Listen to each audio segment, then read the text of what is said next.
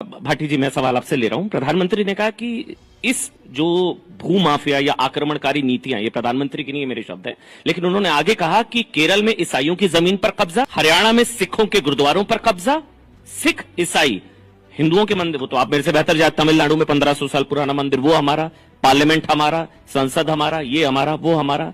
तो आपको नहीं लगता कि कुछ क्रियाकलाप ही इस तरह के थे कि बदलाव लाना बहुत अनिवार्य, अपरिहार्य हो गया था, लाना ही पड़ता? जो किरण रिजिजू ने कहा कि ये नहीं आता संशोधन, तो साहब पार्लियामेंट भी शायद वक्फ का होता। राजकुमार भाटी जी, क्या क्या बदलेंगे प्रधानमंत्री जी? इतिहास बदलेंगे, भूगोल बदलेंगे, समाज विज्ञान बदलेंगे, संविधान बदलेंगे, देश की लोकतंत्र को बदलेंगे, देश की सोच को बदलेंगे। असल में जो असली समस्या है वो ये है अमन जी कि राष्ट्र निर्माण में, राष्ट्रीय आंदोलन में, राष्ट्र की आजादी में इन संगठनों का और इस विचारधारा का कोई योगदान रहा नहीं है जिससे प्रधानमंत्री जी आते हैं। तो इनके पास बताने के लिए, गर्व करने के लिए कुछ बातें हैं नहीं। आपने कहावत सुनी होगी कि किसी लाइन को छोटा करने के दो तरीके होते हैं, उसके बराबर में बड़ी लाइन खींच दो या उस लाइन को मिटा दो।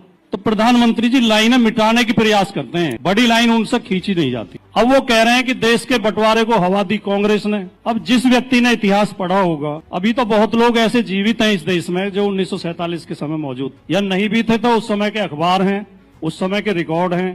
देश की आजादी की जब लड़ाई चल रही थी 1857 के बाद ही अंग्रेज इस बात को समझ गए थे कि भारतीयों को बांटे बिना हम इस देश पर शासन नहीं कर सकते। तो उन्होंने डिवाइड एंड रूल की पॉलिसी अपनाई, हिंदू मुसलमान को आपस में लड़ाओ। तो अंग्रेजों ने ही मुस्लिम लीग का गठन कराया, मुस्लिम लीग को वही फाइनेंस करते थे, और हिंदू महासभा को भी अंग्रेज ही फाइनेंस करते थे। हिंदू महासभा का गठन भी उन्होंने ही कराया। कोई मुझे जवाब दे दे, शहजाद भाई दे दें, कि सावरकर को 60 रुपए महीना किस बात का देते थे अंग्रेज? और 60 रुपया जब देते थे जब प्राइमरी के टीचर की सैलरी 15 रुपए महीना होती थी। आज प्राइमरी के टीचर की सैलरी 50,000 रुपए है, यानी कि आज का 2 लाख रुपया देते थे अंग्रेज। किस बात के लिए देते थे? जिन्ना से कहते थे हिंदुओं के खिलाफ बोलो, और सावरकर से कहते थे मुसलमानों के खिलाफ बोलो। इन दोनों के बयानों ने, इन दोनों की नफरत ने, इन दोनों के दो राष्ट्रवाद के सिद्धांत ने भारत का बंटवारा किया। कांग्रेस कभी भारत के बंटवारे के पक्ष में नहीं थी।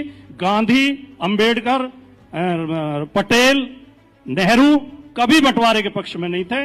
दुर्भाग्यजनक बंटवारा हुआ, उसका सबको दुख है, पूरे भारत को दुख है। हमारा एक हिस्सा कटा, लेकिन उसके लिए आज ये कह देना कि प्रधानमंत्री कहेंगे तो कौन विश्वास करेगा कि कांग्रेस ने हवा दी थी और ये नहीं चाहते थे बंटवारा। इस देश में 2 राष्ट्र की सबसे पहला जो सिद्धांत दिया वो सावरकर ने दिया। 2 राष्ट्रवाद की बात पहली बार की सावरकर ने की। सावरकर का आप हिंदुत्व वाली किताब उठा के पढ़ लें या गोलवलकर की आप बंच ऑफ थॉट्स पढ़ लें, वो कहते हैं कि ये देश हिंदुओं का देश है।